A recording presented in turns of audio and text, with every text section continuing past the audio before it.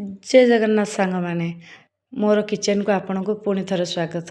देखंतु सबूर रोसई करने सबू आइटम रेडी करा जाउछि एबे। देखंतु सबू छणा छणी हो गलानी, मसला बटा हो गलानी।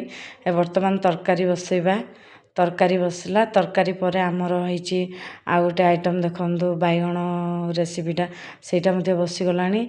तापर एठे भजा बसी गलानी। एबे चलंतु भात डाली देखिबा। सॉरी सांग मैंने आज तो भात डाली पैकिंग कर सारे। ताले आमे तरकारी देखिबा। तरकारी आमर होइछि कटी पोटल आलू पनीर काबुली बुट पकई तरकारी होइछि।